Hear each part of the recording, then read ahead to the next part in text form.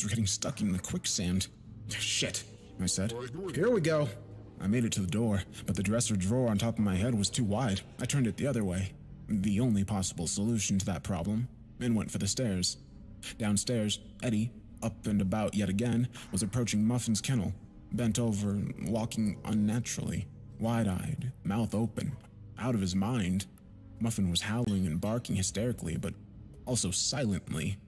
That's weird, I said. It's going to be a bad trip, said Pastor Lewis. You already said that, Pastor Lewis. I'm asking why I can't hear Muffin bark. It's going to be a bad trip. He was crawling on the ceiling, looking down at me in a way that should have broken his neck. Why is everything repeating? I asked aloud. He was crawling on the ceiling, looking down at me in a way that should have broken his neck. Why is everything repeating? I asked aloud. Drink water, bro. Said Todd. He handed me a glass. And I tried to drink it upside down. The water spilt into the swirling vortex that was his floor. Oh, man, I said. I lost the water. Where did you have it last, sweetie? Said Mom.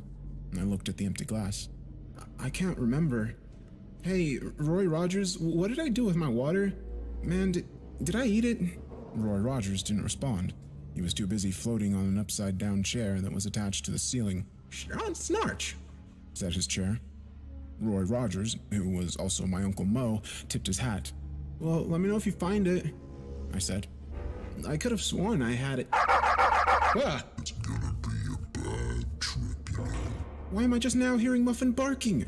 That was like an hour ago. I looked over. Eddie had picked up her kennel with her still inside and was holding it above his head. He was consumed in absolute and utter panic. He was trying to eat the entire crate. He unhinged his jaw to fit it inside, revealing exactly 14,543 razor-sharp teeth the size of railroad spikes. Ed! Stop. I heard myself. Say! I said. I squeezed my eyes shut and shook my head. Ed, stop! I heard myself say. Why? His face was static, like when you turn your TV to a channel you don't own. Ed, put her down and get that static off of your face. He was crawling on the ceiling, looking down at me in a way that should have broken his neck. What? Eddie said. He dropped the kennel, and Muffin yelped. I don't know, man, I said. Your face is all staticky, like when you turn your TV to a channel you don't own. My face is static? Eddie said through the static. He started clawing at it. And who's crawling on the ceiling, looking down at you in a way that should have broke their neck? That sentence seemed a little out of place. I heard the words, but didn't see them coming from Eddie's mouth. Eddie wasn't even standing there anymore. He was in the kitchen getting a knife. Shit. It's gonna be a bad trip, you know. Shut up, Pastor Lewis. I know that now. Eddie started swiping the knife in front of his face. Get off me, static! Get off me, static! I put the knife down. Ed, stand up. Wait, no. I stood up. Eddie knifed, putting the set down. Damn it. I stood up. Ed, put the knife down. There we go. It's gonna be a bad trip, you know. I turned around. Pastor Lewis was at the top of the stairs, but it wasn't Pastor Lewis. It was a perfectly black figure. Come upstairs, said the figure. It didn't sound like Pastor Lewis anymore, but it did sound like static. Almost as if the static had formed itself into words. I can't! I have to save my friend from the static knife. Come upstairs! Come upstairs! Come upstairs! Come upstairs! Come upstairs! Come upstairs! Come upstairs! Come upstairs! Ceiling! Ceiling! He was crawling on the ceiling, looking down at me in a way that should have put it. Get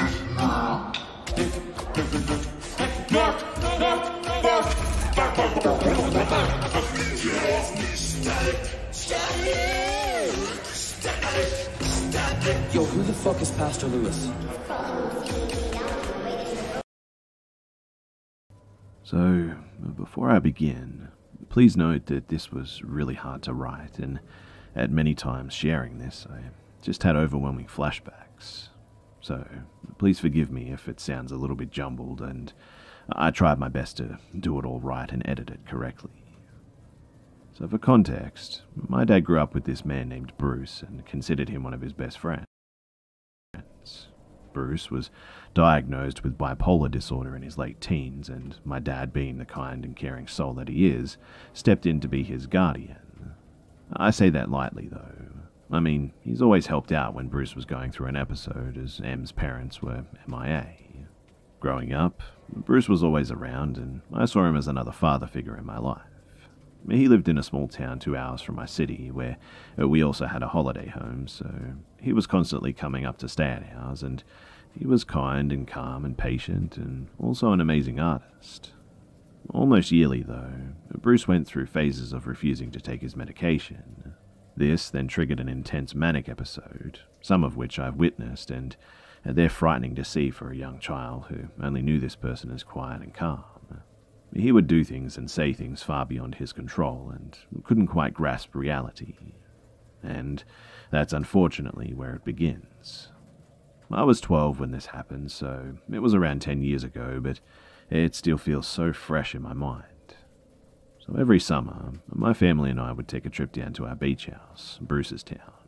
Our little house was a one-room unit, where us kids would usually sleep in the lounge, but for Christmas, our parents bought a massive 3-person tent for us to sleep in the front lawn.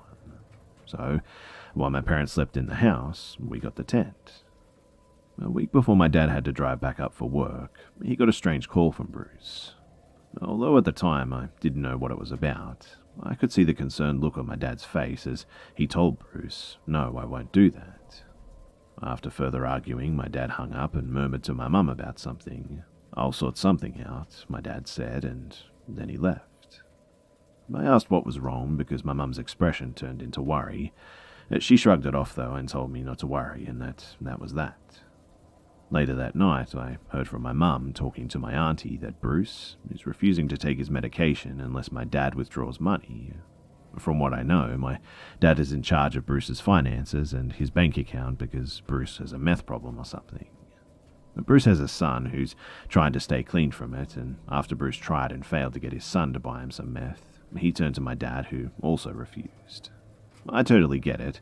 He's an adult and can make his own choices, but my dad didn't want to enable his drug problem, right?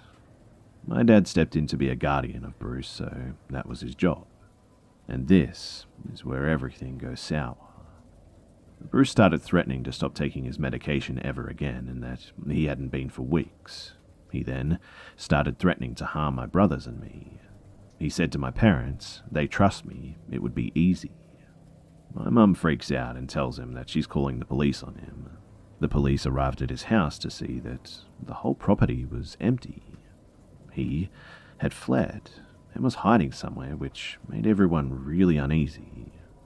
Nothing really happened in the next coming weeks, and it was time for my dad to drive back up to the city for work. Mum felt okay staying down with us, and of course, the 3 kids were just oblivious to all the commotion that was going on, and so we were too. Everything is good for the first few nights with Dad gone, and then it starts going downhill pretty quickly. So it's around 3:30 a.m. My brothers and I are sound asleep in the tent. My mum is in the house. She too is fast asleep when she wakes up to a bombing of texts from Bruce. They're all blank, but since this is the first time hearing from Bruce since he threatened her kids, my mum is wide awake in full-blown panic mode.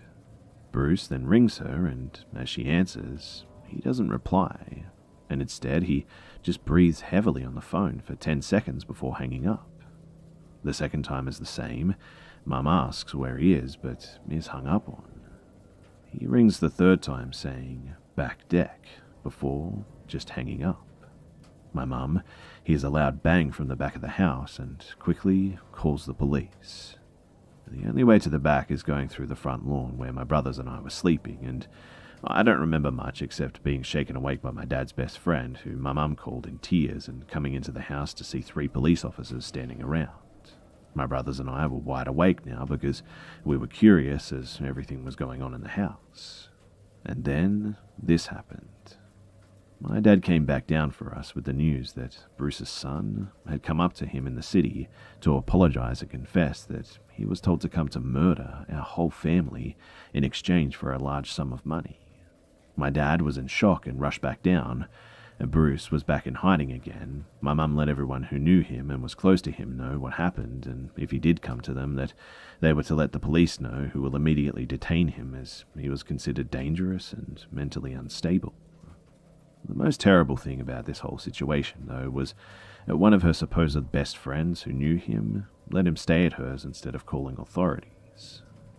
On a side note too, they have only started talking again recently after Mum forgave her.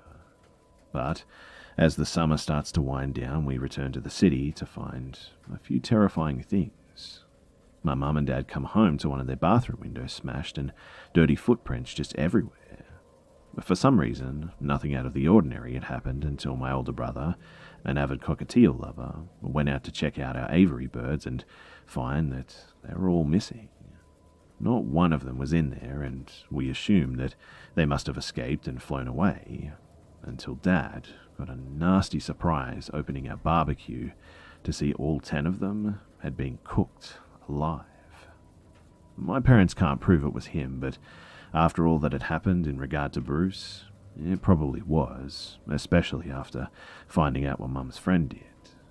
To make matters worse, though, our neighbour heard and saw what was going on when we were broken into, but didn't bother to ring the police or even let us know, and my parents were pissed. She made some sort of awful excuse about being home alone and never having witnessed something like this, but it was pretty petty. Anyway, the whole situation was just terribly frightening, and I've spent my whole life just trying to move on from it.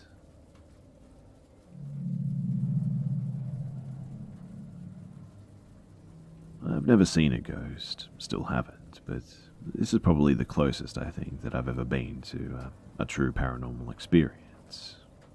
This occurred in Tennessee in summer of 2006. My wife was working nights at a hospital, and we were living in a remodeled house on a small farm. We didn't do any farming at all, minus some peach trees in the backyard, but had a small pond and leased the acreage for cattle.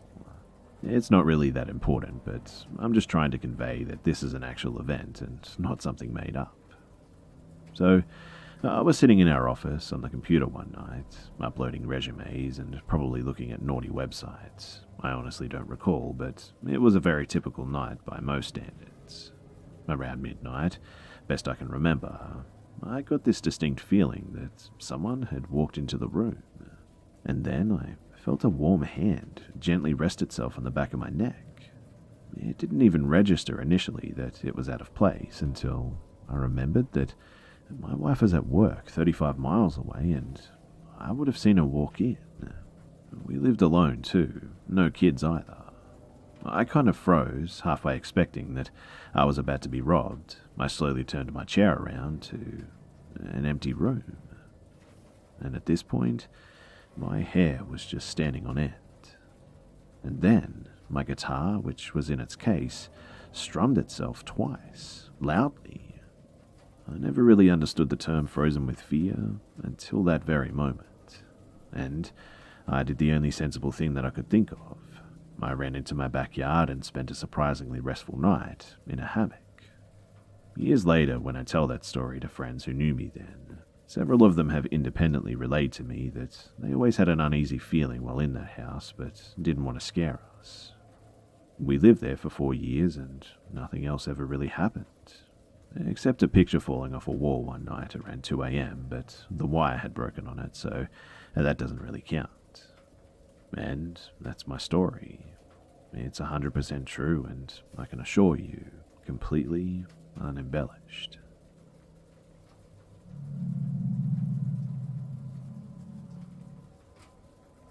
So I met Herb Baumeister, who killed 12 to 20 men. I met him at a straight friendly gay bar near my house in 1995, the now defunct Varsity Lounge. The Varsity is one of the bars where he almost certainly met his victims. I was a regular there as it was a very nice dive bar just half a block from my apartment, my last years in college. The Varsity is an older man's gay bar mostly that was also popular amongst both gay and straight students at Heron School of Art. Definitely not a typical pickup place, and I showed up about 15 minutes before my girlfriend had reserved a booth for us. Now, I remember that he was far more aggressive than the average Varsity patron. When I walked in, he immediately made sure to catch my eye and smiled and waved. When I sat down in our booth, he joined me uninvited and introduced himself as Herb. I let him know that I was straight and my girlfriend was on the way, and I'm pretty sure that he didn't believe me, but he didn't stick around after I refused his invite to go to his house party. His face got angry for a second, like a a flash of fury, and then he went back to acting and playing his role and just went away. A year later, his wife turned him in basically, and they started finding skeletons in his backyard. And while I was never in danger, it was still creepy as hell to find this out. I wish I had more salacious details to add, but I just don't. I had no trouble recognizing him when it hit the news, though, as the encounter was just so unusual, and I don't know anyone else with the name Herb.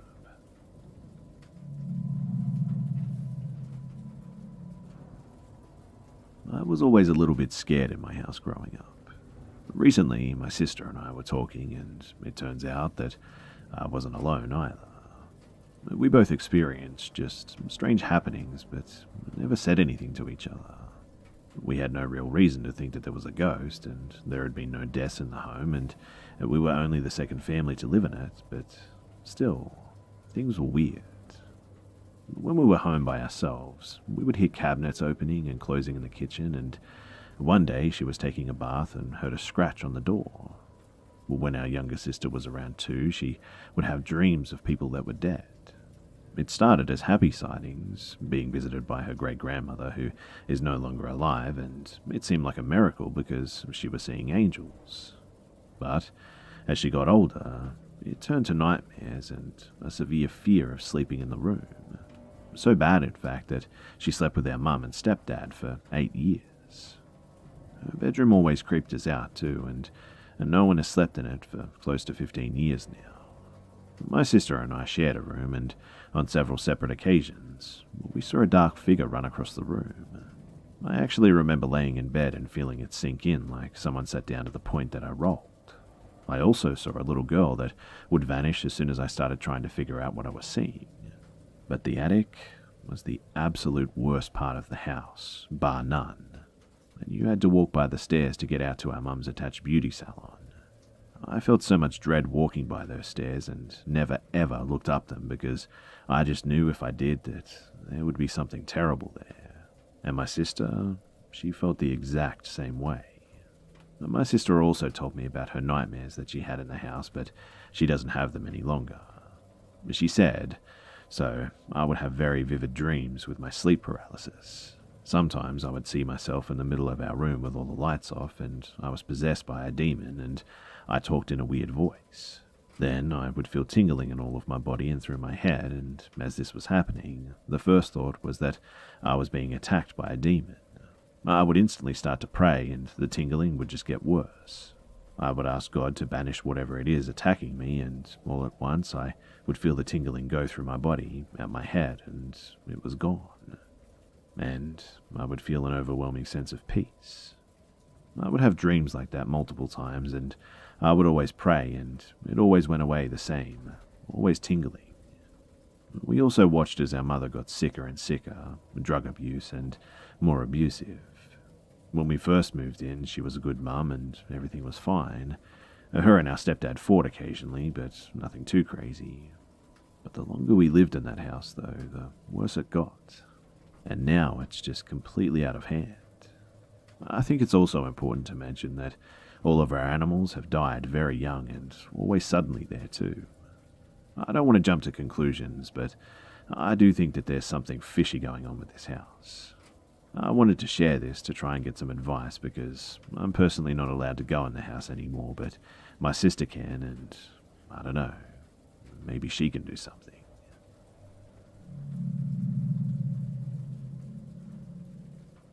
I worked at Six Flags last spring and summer, and well, technically a freelance arts company leasing vending spots there, but I was one of the oldest people hired. I was 18 at the time, attending college, while most of my co-workers were in high school. I took photos in a sort of old-timey dress-up shop. It was honestly one of the most fun jobs I'd ever had. I was hired back in March of 2018 and started work in April, when the park was open on weekends, only before the official opening.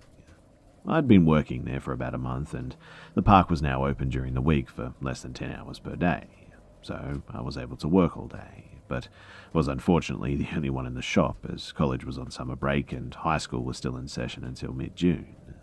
And you can probably see where this story is going. So I was alone all day during the week and had some co-workers on the weekends. I was so terribly alone during the day that I'd walk across the path to go see my other co-worker out of boredom. But when I was outside of my shop during the day, I began to notice a man hanging around my area. I'd mainly see him walk by very slowly, staring at me, and I presumed my shop the whole time. I figured he was just shy, wanting a picture inside, and was too afraid or socially awkward to ask for pricing. Deep down, though, he did give me an uneasy feeling, but I decided to ignore it because he was a customer in the park and was probably just very antisocial. I kept a smile, though, and I tried pulling in customers all day every day. But one day I smiled and waved at him, and that was a very big mistake. He walked over briskly to stand in front of me and stare at me, and I was really creeped out by this. I was scared, but he then asked about prices, after days of walking by me and staring, mind you, and I breathed a sigh of relief and started going through my memorized sales pitches. After I finished, he started to smile. Not a normal smile, mind you, but one that made my skin crawl. He leaned in so close that I could smell his breath. He asked how much it would be for him, and I was confused. I'd just gone through my price list, so I stated that prices were set and non-negotiable unless you were an art company employee or a park employee or something. And at this, he just kind of shrugged and walked off. When I ran through my pitch, a family had grown interested and wanted some pictures, so I gladly took them into the shop and had a wonderful time photographing them. While I was checking the family out and collecting payment, I looked up and the man was back, leaning against the chain barrier in front of my shop. The family collected their things and walked to the chain. The man had to move to the side for me to open it for them, and I immediately closed it behind them as he tried pushing his way into the shop. I told him that I was sorry, but only paying customers could come in, and he wasn't allowed in unless he was considering a purchase. And at this, he frowned and walked away again. I waited a few minutes, and I tidied up the shop and stepped back outside. It was almost closing time, so it was pointless, but I had to stand outside or else I'd get in trouble with my boss. And I noticed him one last time that day. Across the way from me was a game, and I saw him hiding behind it, peeking his head out and just looking at me. And I can't tell you just how scared I was because I honestly just wanted to cry. But he continued to do this for the entire week, and I eventually just began to ignore him, which he did not like one bit. On that Friday, as soon as the park opened, he made a beeline towards me. I was out front organising outdoor props, and I froze. I hastily dropped what I was doing and just went inside, closing the chain behind me. He paced back and forth in front of the chain, muttering to himself and just kind of looking at me, and I was terrified at this point. I was going to run to the phone to call security if he didn't leave, and he suddenly lurched forward, grabbing the chain in both of his hands, and I'll never forget this moment because my heart dropped and my blood just ran cold. His eyes were just wild, and that same menacing grin was back. And then he started whispering about things that he wanted me to do to him, and it was disgusting and not worth repeating. But he was talking about how he loved me and all these sexual things that he wanted to do to me. He wanted to put me into a dress and said that he wanted me to humiliate him in front of all the people in the park. I was slowly backing up to the wall in my shop as he started yelling and laughing at this point. I told him to go away, that I would call security if he didn't leave me right away, but he got even more angry and said something that keeps me up at night, even a year later. He said, "I'll be waiting for you when you get out. Meet me by the employee exit on your way out, or else." He gave me that disgusting smile again and then just walked away. I went behind the counter and I just started sobbing, and I never imagined I'd have something like this happen to me. And now that it had, all of my knowledge of what to do just went out the window. And I'm ashamed to say that I honestly just cried like a little girl. I decided to tell my manager at the end of the day because I didn't want to be afraid of coming to work. When I told him, he was mortified that I hadn't told him sooner. He walked me to a secret exit to the employee parking lot so I wouldn't see the man, and the next morning we went to the security office and I gave a description to all the park security of what he looked like and what he normally would wear. I went back to my shop with 2 co-workers, and not even 5 minutes later, here he came, strolling over with an angry look on his face. I hadn't met him the day before, and boy, was he furious. My co-workers noticed my panic as I ran and hid in the back. I hadn't told them about my situation yet, and when I did, they told me that they wouldn't leave me alone ever after their shift was over. I called security and told them what he was wearing, and so they updated the information, and they posted a security officer outside of my shop. He seemed to disappear because of that, and when the officer left to take care of something, he just came straight back. Security soon realized that every time a clothed officer was around, he would hide, so they posted a plainclothes officer across my shop posing as a customer. In other words, I was being used as a bait, ultimately, but I felt it was important to get him out of the park, so I complied. Security eventually apprehended him later that day as he was headed towards my shop. They asked me for identification on him, and I remember breaking down and just sobbing. But the officer comforted me, and finally this nightmare was over, though. He never physically threatened me or wielded a weapon or anything, but he was doing enough verbal threats to make me fear for my life. But they banned him from all Six Flags parks around the country, revoked his membership status, and took him into custody. Unfortunately, as there was no violence committed, they had to let him go, though. As I drove home that night, I saw him walking on the side of the road, and I immediately sped away in fear that he would see me through the window and chase me or something. But at least he couldn't get me at work anymore, right? I found out a couple of weeks later from one of my security friends that he saw my stalker being arrested in a town over. I went and looked up arrest records for that town later in the day and saw that he'd been arrested for indecent exposure, public endangerment, and public intoxication. All I can say in the end is that I'm glad that he was arrested, and you really don't think something like this will happen to you until it just does. So please, everyone, always be careful about who's around you at all times, and always be cautious.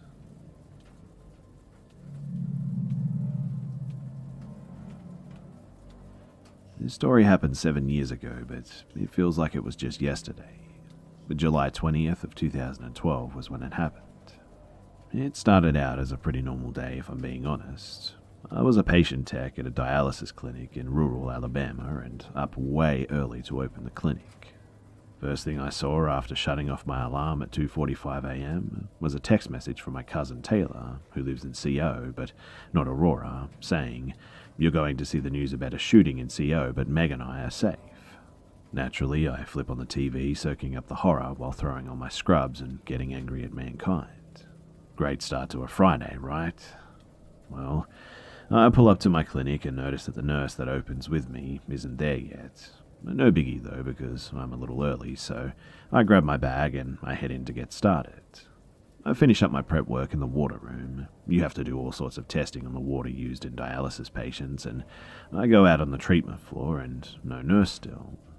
The clinical manager walks in about that time and says, "Where's the nurse?" To which I replied, "I have no idea. I'll call her." After trying her house and cell without getting an answer, I'm getting a little peeved. This particular nurse was picking up night shifts at the nursing home and just had a bad habit of oversleeping. My CM says, "Why don't you drive by her place," which was one street over from the clinic, "and check to see if she's even there?" Now, before anyone says, "Why didn't she go?" let me explain something. It was almost time for the patients to come in, but a nurse has to be in the building in order to even let them in the lobby. My CM was a nurse and could at least let everyone in while we figured out what nurse's deal was. Anyway, I agreed to ride because it's literally a stone's throw away and because I saw her car was there and I was going to lay on the horn until she just got up. I pull up to her house and she's there, so I deploy my "I'm honking mad" tactic until she pokes her head out of the door apologizing and swearing that she'll be at the clinic in 5 minutes. Cool. So I head back to the clinic, park in the still empty parking lot, and start to get out of my car.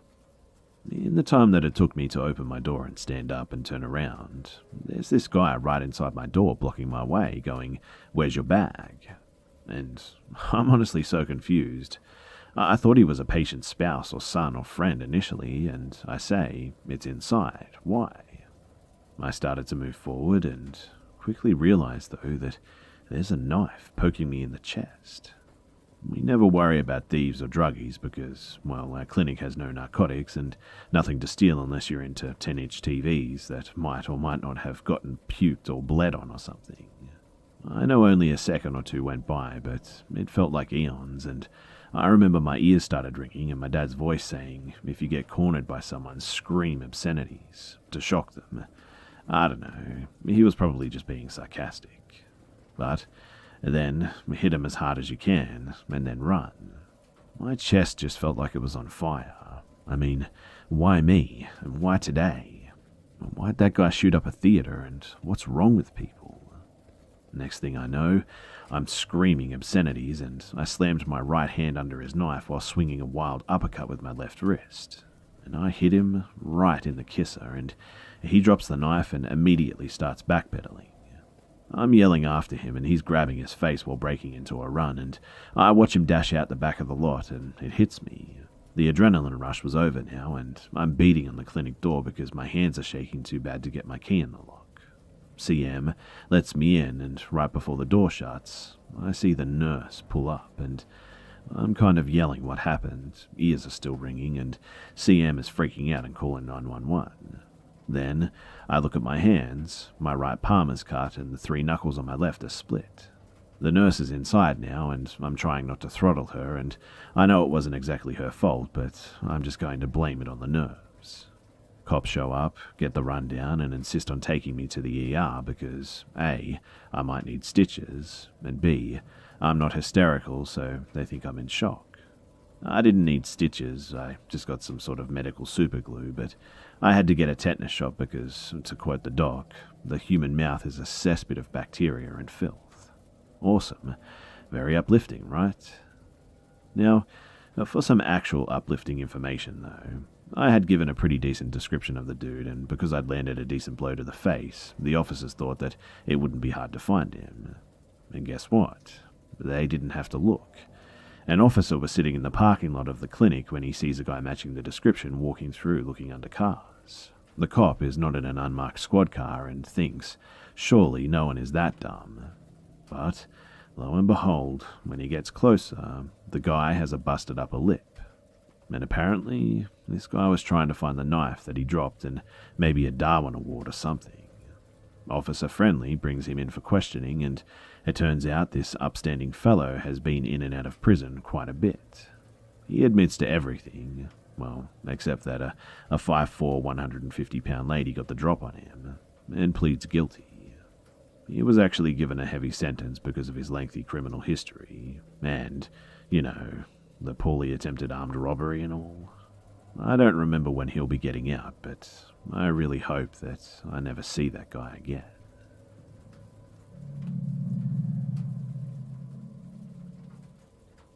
So, this is going to be a long story because, well, I've experienced so much, and what I'm sharing here isn't even all of it. Hopefully, though, you'll find it's worth the listen. So, in 1996, when I was 18 years old, my boyfriend ended his own life. His name was Mike, and he was 19 years old. We were together for about 2 years. Before he died, I didn't really have much of an opinion on ghosts. I loved ghost stories and watched unsolved mysteries even, but couldn't really say if I believed or not. I've always just been a bit of a skeptic. When it comes to this kind of stuff, I needed to see it with my own eyes before offering an opinion. I'm not religious, I don't believe in heaven or hell and all that stuff, but after everything I've seen and everything I've experienced, I have no doubt in my mind that there is some kind of life after death. I don't know how it works or where we go or even what it's like. My theories are based almost solely on what I've seen and experienced myself. I didn't even start reading up on this stuff until it was already happening to me and I was trying to make sense of it. But my experiences happened over the course of about 2 years, I'd say. It only stopped, I believe, because I asked him to stop and he would do something to let me know that he was there at least a couple of times a week, and as much as I didn't want to lose him, I knew in order for me to continue on with my life and heal, I needed him to stop. So one night I went to a spot that we like to go to and told him, hoping that he could hear me, that I needed him to stop, and why too. And after that I didn't hear from him again for about 5 years. If you want to hear about why and how he came back, I can get to that later if people feel like reading it. For now, though, I'm just going to talk about some of the biggest things that he did to let me know that he was still around. So, get comfy because this is going to be a bit of a long one. So the first thing that happened was maybe 2 or 3 days after he died. This isn't really a big one, but it was the first thing that happened, so I thought I'd mention it. So, I had a cold glass of soda that I'd forgotten about on the kitchen table. It was full of ice, so it was covered in condensation, making a ring on the table under it. I was around the corner cooking something on the stove, and I heard a noise. It sounded like something hitting the table, and then the sound of something sliding and scraping. I looked around the corner at the table, and the glass had moved about a foot to the left of where it had been sitting. I could tell because there was a water trail of condensation left behind. And I knew immediately that that was the sliding or scraping sound that I had heard. At the time, I think I thought it was just weird, and I didn't attribute it to anything or even him. But the first time I thought it was him was maybe a day or two later. So, it was dark, and I was walking home from my best friend's house. The streets were lined with big trees, and the streetlights cast shadows of the trees down onto the sidewalk. I could see my own shadow too as I walked, and I was staring down at the sidewalk, lost in thought, when I suddenly noticed the shadow of another person right next to mine. It shocked me and made me look around, and I fully expected to find another person had walked up to me while I wasn't paying attention, but when I turned, there was no one else there. I looked back down at the other shadow, which was still there, and looked around again, but I was definitely alone. I kept walking, and the shadow followed me, and it disappeared from time to time as the lights were blocked by the trees, but it would always come back. I was creeped out for sure, but mostly just really confused until I reached the end of the block next to my house and stopped. I was just standing there thinking when I felt someone blow on the back of my neck. Mike used to do this all the time, and I wore my hair in a ponytail a lot, and he used to sneak up behind me and blow on the back of my neck to make me shiver and give me goosebumps. And that's exactly what this felt like. It was such a familiar gesture that I recognized it immediately, and that was when I thought that it was him. And that was just the beginning. Over the next couple of years, just so many things happened that I could never doubt the existence of spirits again. Things that happened right in front of my eyes and in front of other people even. While some of them could possibly be explained away by someone who doesn't believe, too many of them are just too crazy for it to be anything else.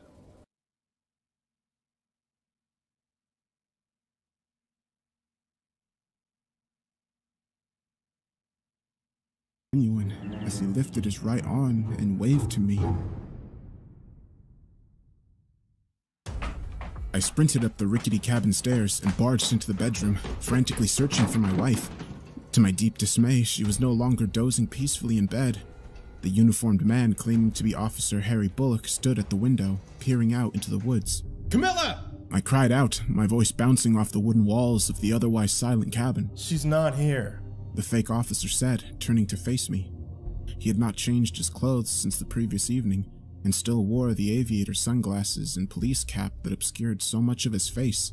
Where is she? I roared at the man. She was just here half an hour ago. What did you do to her?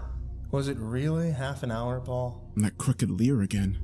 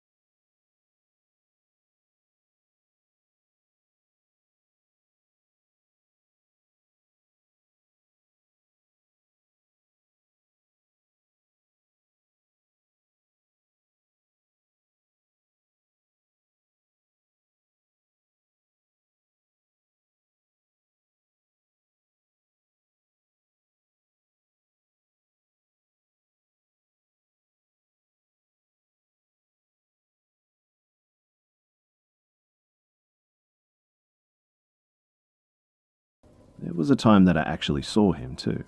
It was a couple of weeks after he died, and I was watching TV in the living room. All the lights were off, so the only light came from the glow of the television.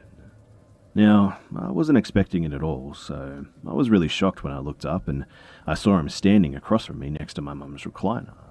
But what really stood out to me, though, was the shirt that he was wearing. It was a shirt that I hadn't seen him wear since we were in 9th grade.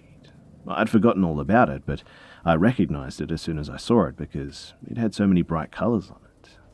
Back then, I had called it his clown shirt because the sleeves had big stripes of blue and red and orange, but the rest of the shirt was yellow. And now I could see that same shirt, the yellow with the stripes of color on his arms.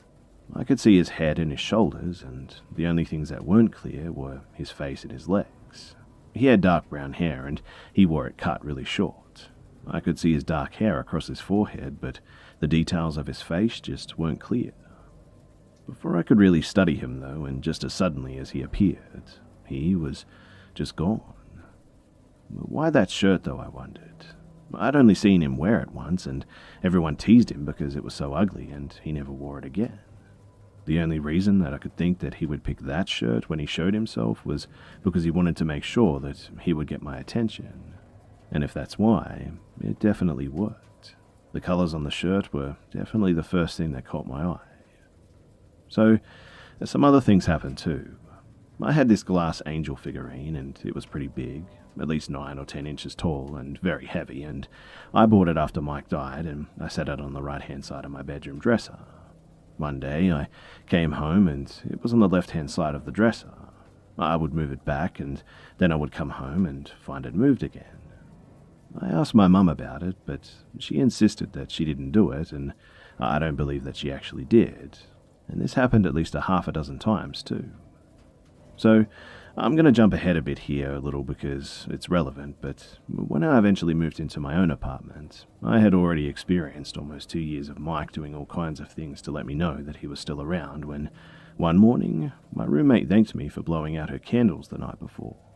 She slept on a mattress on the floor, and it turns out that she had stupidly taken to lighting candles and sitting them on the floor by her mattress and blankets. That night, she had fallen asleep with them still lit. But when she woke up in the morning, they were out. She figured that I'd blown them out because they hadn't melted down at all, and I told her that I didn't. She didn't believe me. She asked who else could have done it, so I told her. I was taking a chance here that she would think that I was nuts, but she didn't. She asked me if that was why my room was always so cold, and I hadn't noticed that. But then again, I'm more comfortable with cold, so I wouldn't have had a problem with it. She told me she always thought it was weird that even though my room was at the front of the house where I got all the light, especially no curtains, that it was always so cold in there. She asked me about what else he had done, and I told her about how he would move my glass angel. She wanted to test it, so we went to my room, and I said out loud, "If you're here, she wants proof. Could you move my angel again so I don't look like an idiot?" We laughed and then went downstairs for a while, and I look back now and think that I should have stayed to watch, but at the time, finding it moved was something that only ever happened when I came home from somewhere, so I guess I thought that we should just leave.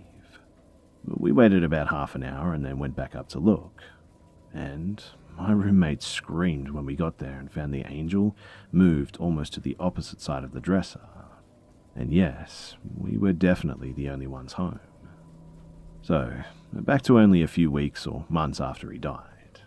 My best friend was over, and I was telling her about how I saw him and some of the other things that he had done. We were standing in the kitchen, and I was wearing a big baggy t-shirt. It was really too big for me, so it was extremely noticeable when I felt a couple of really hard tugs in the back of my shirt. The pull was so strong that it pulled my shirt up tight against my throat, choking me. My friend saw it happen and freaked out, jumping away from me. The tugging stopped, and I pulled my shirt down again, but as soon as I did, he grabbed the back of my shirt again and pulled hard enough that it choked me again. I was laughing, but my friend was freaking out, and it took her a minute to calm down, and I told her that it was okay, it was just him. My parents were away, so my friend and I slept in their bed that night. The next morning, we were laying in bed just talking about him and the different things that he'd done when my friend decides to test him. She said out loud, "If you're here, turn the ceiling fan on." She knew that the only way to turn the ceiling fan on was with a remote that was velcroed to the headboard above our heads. And a few seconds later, the ceiling fan above us starts to spin. We started laughing, so I say make it go faster, and it did. It started spinning faster and faster until it was going as fast as it could go, and then my friend said, "Okay, stop, and make it spin in the other direction." We laid there and watched as the fan started to slow down until it came to a complete stop, and then watched as it began to spin again in the opposite direction. We laughed and said, "Okay, that's enough, it's too cold," and watched as the fan once again came to a stop. I got up to go into the bathroom, and a few minutes later I hear my friend shriek. I ran back to see what happened, and she said that she was sitting there and suddenly the tissue box had flown off the end of the table next to her. She pointed at it, now laying on the floor in the middle of the room, and I wasn't really surprised because he'd done stuff like that before, pushing tissue boxes and remote controls, other things like that, onto the floor right in front of me. The house I grew up in had very creaky stairs too, and you could hear every step someone took coming up those stairs. My bedroom was directly across from them, so normally when the person reached the top of the stairs and stepped into the hallway, I could see them if my door was open. And well, I started hearing people come up the stairs, but when the footfalls reached the top, there would be no one there. A couple of times my bedroom door would be closed and I'd hear the footsteps coming up the stairs, and there'd be a knock on my door and I'd say yeah and expect the door to open, but it just wouldn't. Then another knock, and thinking it was my mum and that she just didn't hear me, I'd say it louder. But still, no one opened the door. So I got up to check, and there would be no one there. The first time it happened, I looked in the other rooms to see if someone was in them, but no one was. So I went to the stairs and called downstairs to my mum, and when she answered, she said that she was in the kitchen. And we were the only people in the house. This would happen a lot, and I just started saying come in, knowing the door wouldn't open. Another time I was in the downstairs bathroom. It was the middle of the night, so my parents were upstairs sleeping, and I was finishing up my business when I heard a sharp knock on the door and someone say, "Hurry up." I thought it was my mum. She hated when I stayed up late and would come downstairs to yell at me to go to bed. But when I opened the door, I totally expected to see my mum standing there glaring at me, but she wasn't though. There was no one there again. There was one time I was home alone, and this happened a lot. My parents had a huge motorhome that they travelled in, and I was 18, and having always been a good girl, wink wink, they let me stay home by myself. Sometimes just for the weekend, and sometimes for a week or more at a time too. So, it was the middle of the day, and I was just sitting in the living room watching TV when the stereo suddenly turned on by itself. It was loud, like really loud, and it honestly scared me half to death, and I jumped up to turn it down and then off again. I thought it was him, so I said, "Don't do that, you scared me," and went back to the couch. Right when I got seated again, the stereo turned on again, full blast, like I hadn't turned it down before. I screamed and said, "Stop it," and turned it off again. Another night, I was up late watching TV in the living room, and it was turned down low, though, because I didn't want to wake my parents, when all of a sudden I heard a noise from the kitchen that it sounded like water running. I muted the TV and listened, and sure enough, it sounded like someone was running water in the kitchen sink. I walked into the kitchen, which was shaped like an L, with the sink around the corner on the short end of the L, and the whole way there I could hear it clearly. But just as I turned the corner to get a look, it stopped. So I check in the sink, and it was wet, like the water had been running. I go back to the living room and sit down, and that's when the water starts running again. I figured, what the hell, but got up again, of course, and right before I turned that corner, it stopped again. At this point, I'm getting a little bit irritated and a little bit creeped out, so I go back into the living room and I sit back down, and when the water started running again a third time, I said out loud, "I'm not getting up again." And at this point, the water stopped. Anyway, that's enough for now, but I have plenty more to tell, so if you guys want to hear more, let me know in the comment section below.